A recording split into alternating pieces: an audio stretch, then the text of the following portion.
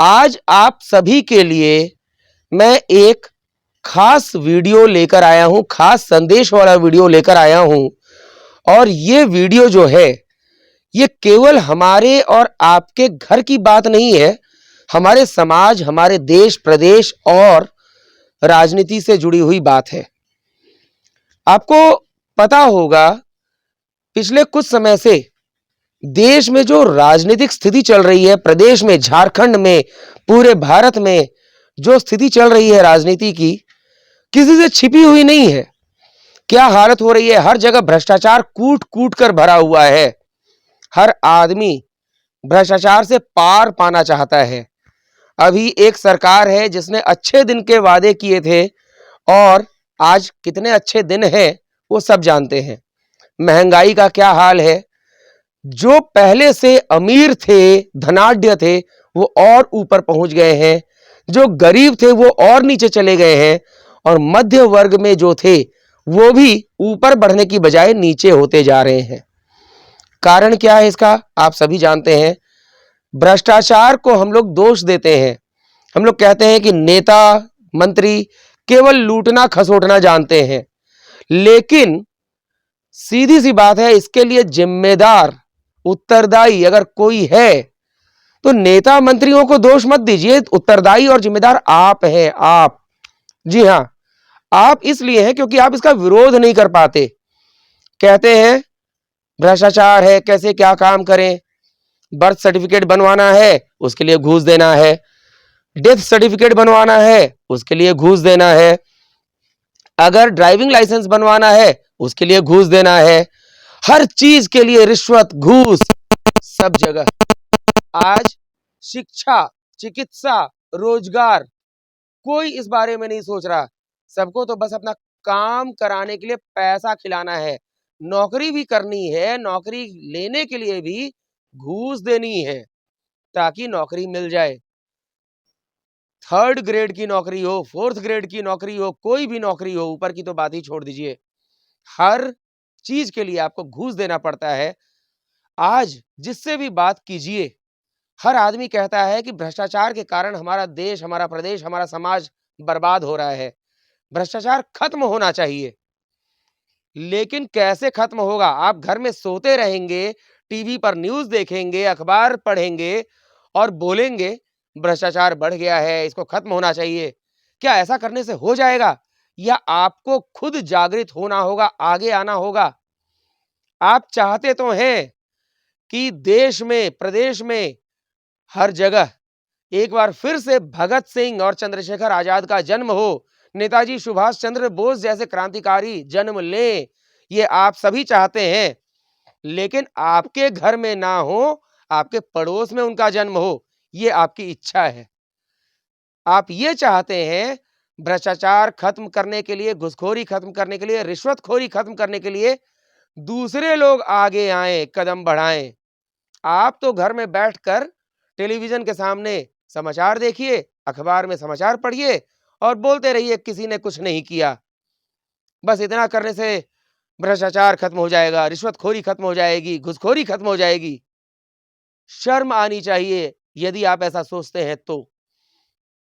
मान लीजिए आपके पड़ोस में ही भगत सिंह, चंद्रशेखर आजाद, नेताजी सुभाष चंद्र बोस, राजगुरु जैसे क्रांतिकारी सोच वाले लोग पैदा हो भी जाते हैं, आगे बढ़ना चाहते हैं, कम से कम उनका साथ तो आप दे सकते हैं।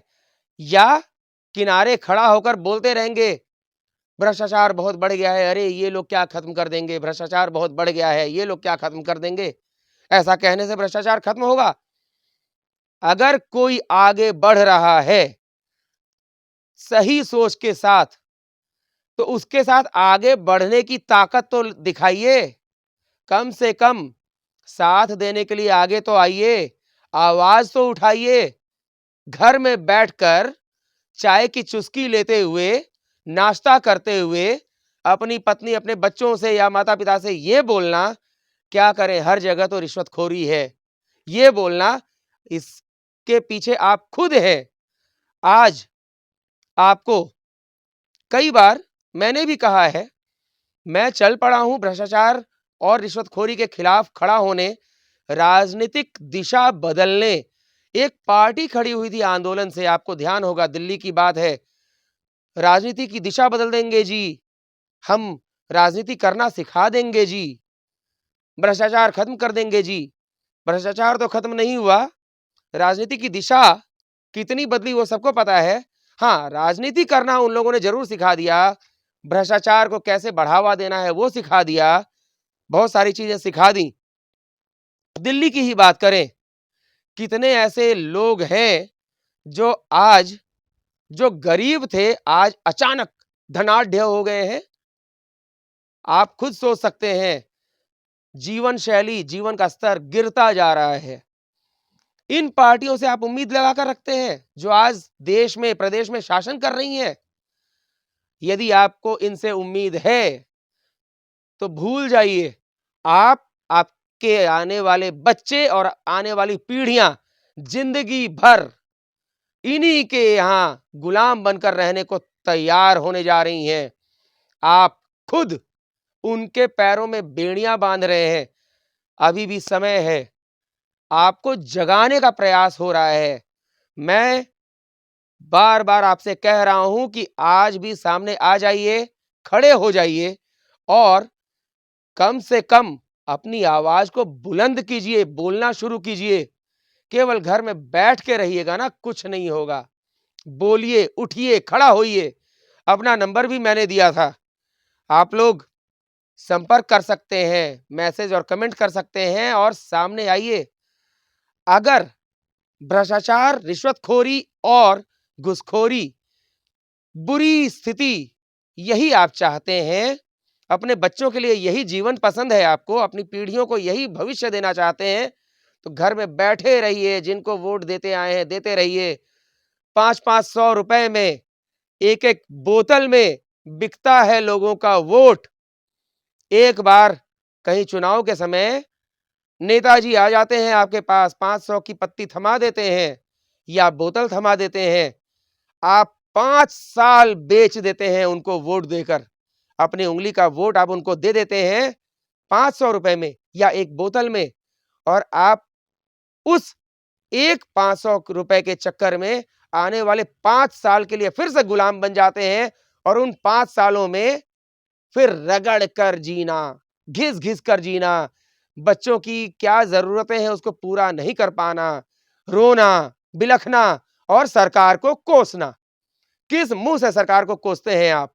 आपकी क्या हैसियत है सरकार को कोसने की? अगर आप खुद खड़े नहीं होते हैं उसके खिलाफ, खुद खड़े होकर अपनी सरकार बनाने के लिए आगे नहीं आते हैं, तो किस मुंह से आप सरकार को कोसते हैं, राजनीतिक पार्टियों को कोसते हैं? आपके पास मैं लेकर आया हूं एक राजनीतिक विकल्प, आपको पता है। आज भी समय है, खड़े हो जाइए और जुड़ जाइए। जितनी जल्द हो सके हमारे साथ हाथ मिलाइए, और जब हाथ मिलेगा ना, तो जितने भी दल आज आपको लूट रहे हैं, खसोट रहे हैं, उनको उनकी हैसियत का पता चल जाएगा। लेकिन जरूरत है आपके खड़ा होने की। अगर आप अपने बच्चों को, अपनी पीढ़ियों को सही भविष्य देना चाहते हैं, तो आज भी समय है। ये ध्यान रखिए, समय बहुत अधिक नहीं है, समय थोड़ा सा है और काम बहुत सारा है। आज भी खड़े हो जाइए, बहुत जल्द खड़े होइए, साथ चलने को तैयार होइए। हमारे नंबर पर कमेंट कीजिए, मैसेज कीजिए और जुड़िए हमारे साथ। आज के इस वीडियो में इतनी ही बात कहकर मैं विदा लूंगा। जल्द ही आप जैसे सोते हुए लोगों को फिर से जगाने के लिए मैं जल्द ही आऊंगा। उम्मीद करता हूं कि जब मैं अगली बार आऊं, तब तक आप में से कई लोग अपनी गहरी निंद्रा को छोड़कर जाग जाएं और संपर्क करें। आपको अपना भविष्य अगर सही रखना है, अपने बच्चों का भविष्य सही देखना है, तो आपको जागना होगा। जाग जाइए इससे पहले कि बहुत देर हो जाए। नमस्कार।